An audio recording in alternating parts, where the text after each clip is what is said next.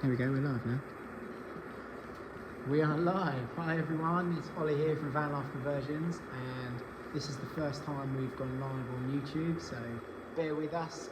Emily's on hand behind the camera, and she'll be sort of helping me out if there's any comments or questions, or if anyone's joining, then yeah, we're more than happy to answer questions you have. We're basically going to give you a bit of an insight into the workshop and the current two conversions that we have in, which is called Valerie and Bertie. We'll show you what the team is up to in these vans, a bit behind the scenes in terms of our processes, and yeah, just happy to answer any questions you guys have. If you're at this stage of the build, it might be quite useful, but the plan is to do sort of a weekly live to show the progress as these builds go on. So yeah, obviously welcome to our workshop. We've got two vans in at the moment, and you can see sort of this area here, we've been doing a bit of painting, obviously priming with the roller, the kitchen units, we've got two of them, one for each van, and the overhead cupboards. So yeah, we obviously have the area set up, and then you can see sort of dry racks back here.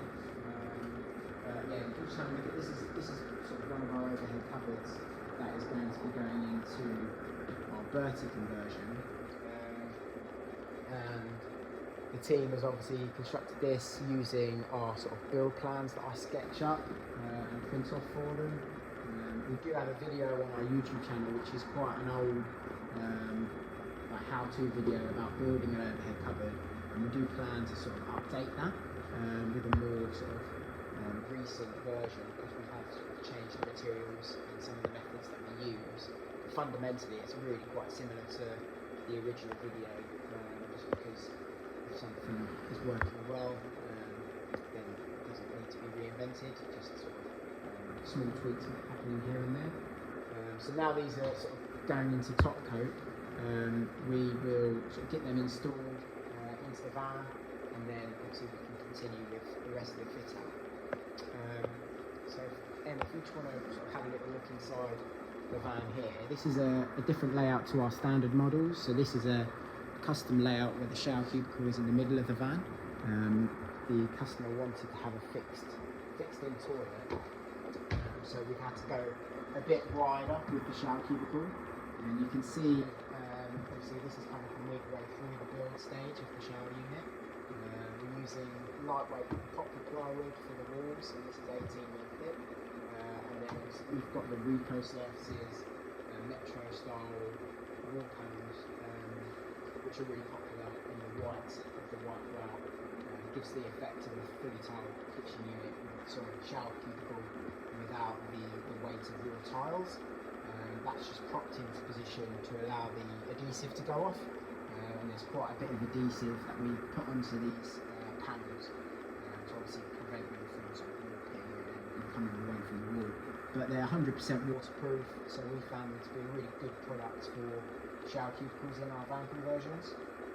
They have a sort of a 3D effect, so rather than sort of a printed wall, it actually is moulded to the shape of tiles.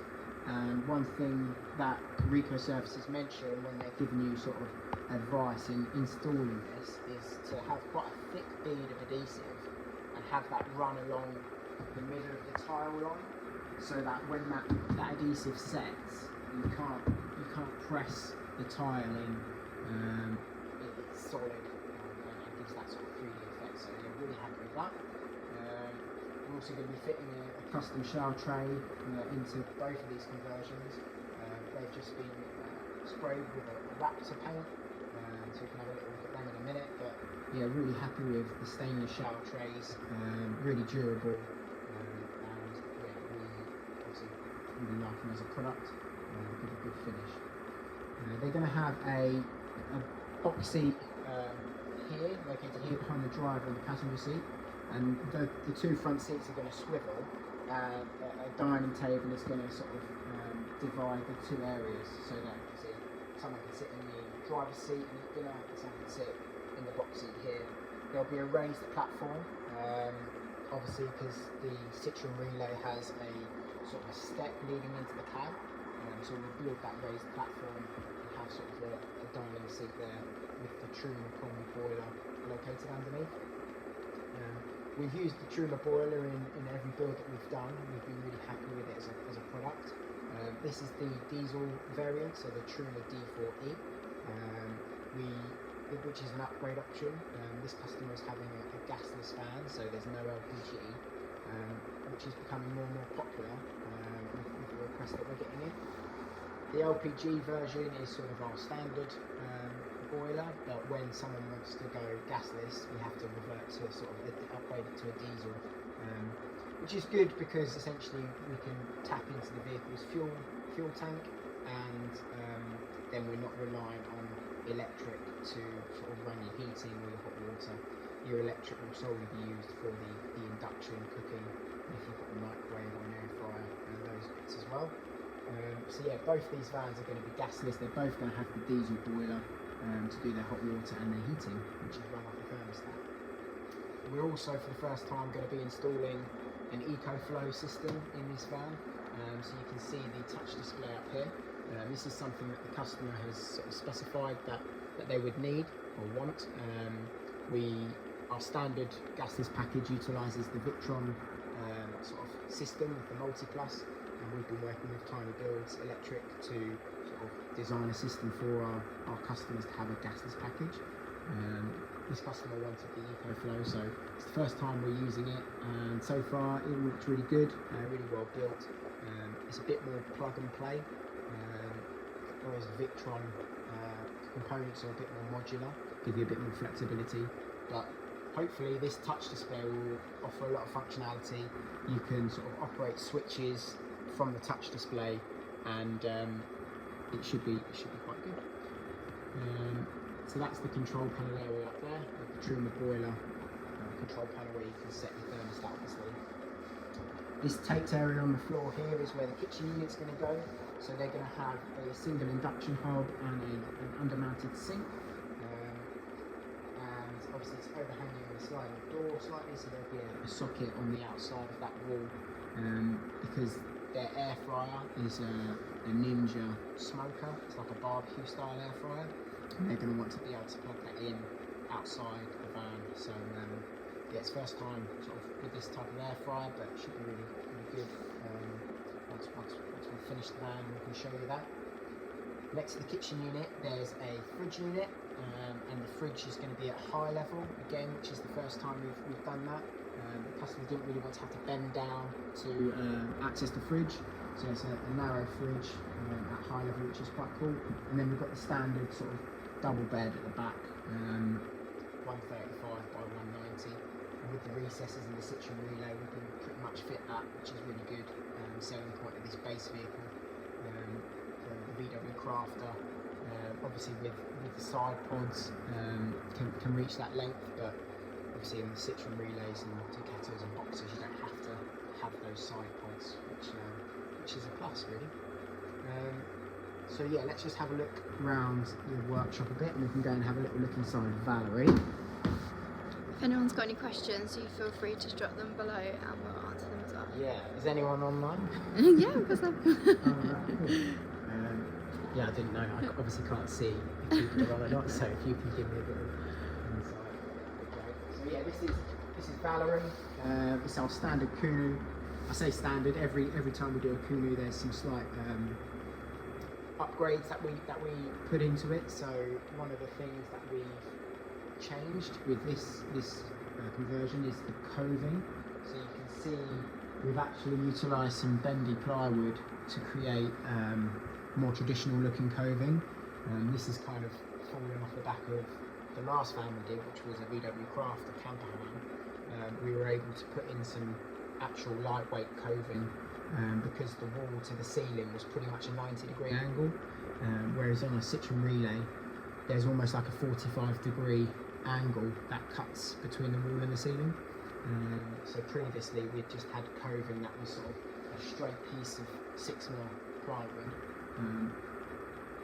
David obviously suggested this as a potential upgrade almost, because it does look really nice, having that curve, and also I suppose you get a little bit of extra headroom when you're sat up in bed, and a little bit of extra storage in the overhead cupboards, just because that coving is a curved piece rather than a straight piece. We're using a new product for the first time in the shower cubicle. It's a plastic tile. It doesn't come in a panel like the Rico surfaces. It's quite similar to the LVT clip vinyl flooring that we utilise on the floor. But obviously this is designed for sort of shower panel walls, and it looks lovely. We're really happy with how this is going together. We've obviously done a brick bond in there to give it a nice look. And again, the shower tray is going to slide in at the bottom, and then we'll be able to put the angle on the front and the door lining as well. This fan is going to have oak as its sort of feature wood type.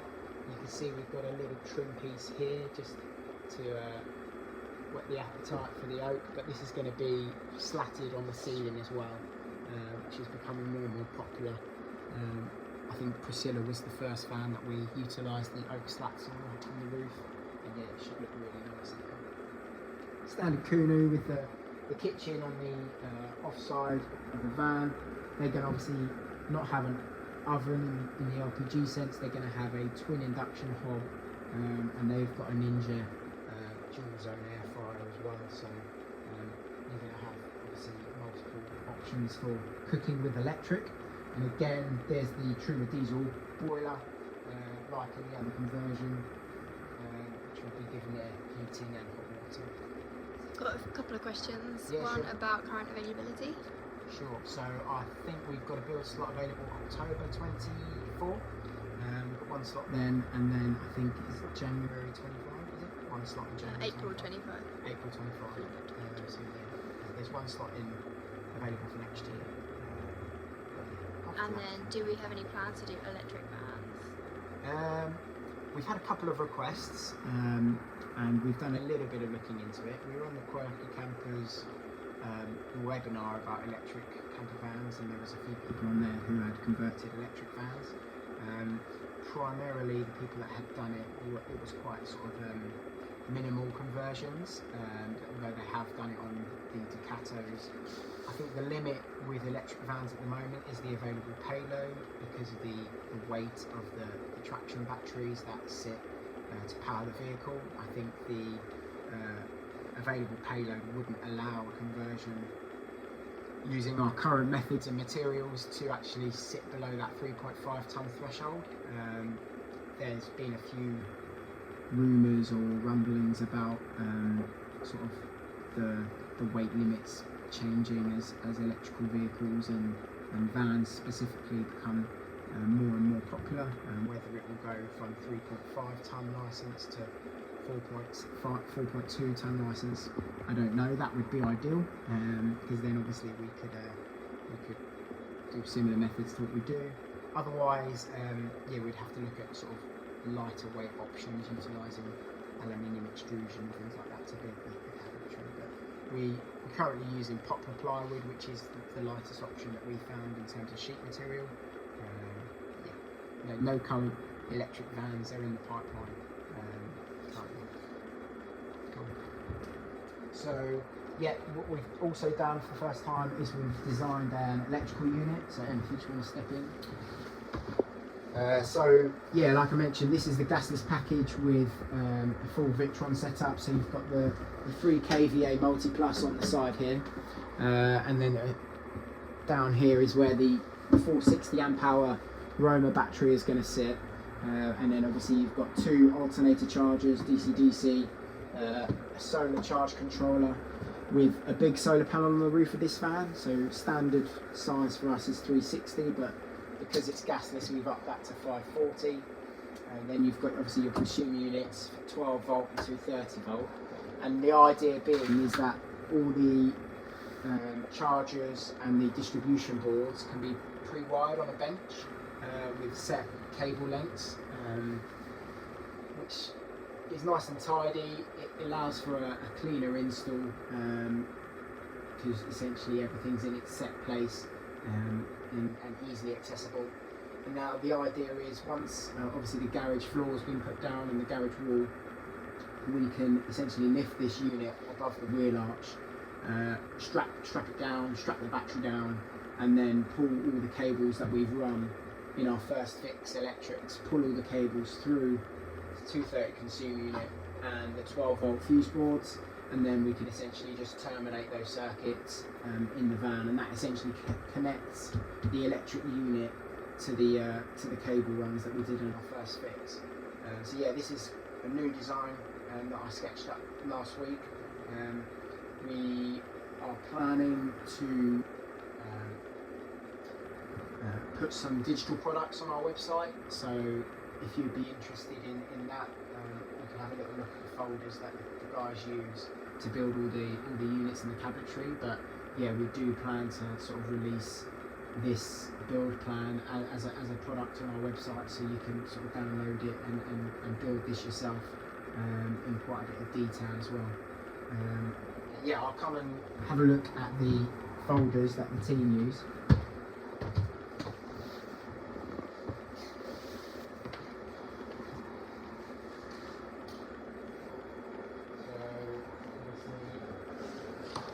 Guys work on, obviously we've got the two main benches here, and then each folder we've got Bertie and Valerie, obviously conversion number 30 and 31, and you can see inside the folder obviously the contents page, and then they've got essentially their build plans, which look something like this. So this is a build plan for the plywood walls, and you can see each sheet of plywood is color coded.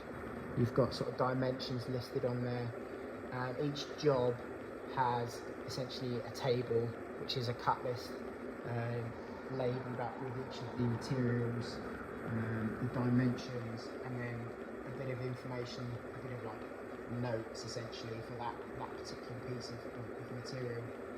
So I'll just, I think I've got a bit about this one. Oh yeah, this is the electrical unit, for example. So you can see this is the colour build plan. Then in more detail, we've got, so for example, the yellow panel, we've got all the hole saw dimensions and locations, so that they could be sort of cut in without sort of having to measure things out too much. And then obviously, yeah, there's a cut list available for this plan as well. So that's what the guys work from. I'm sort of continually developing the sketches on the CAD software that we use. But yeah, there is a view to put some of those PDFs on our website, so you guys can purchase those if you want to sort of build the same sort of units that we're building in our conversions. And it'll be interesting to hear. Obviously, we've thought about releasing these the blueprints of the Kunu and the Milo, so that dimensions and things are available if people are building themselves. They can obviously purchase the blueprints and build the van to the same sort of dimensions that we're building. Hopefully that will be coupled with some YouTube videos as well. So the goal would be to have a PDF document that you can purchase, and that would obviously have an accompanying video on YouTube that you guys can sort of follow along and build alongside with some videos. So, yeah. How are we doing for time? Good. I think that's all we've got time for this week. Hopefully you enjoyed the progress update, and I'll see you again in a week's time. Take care and all the best.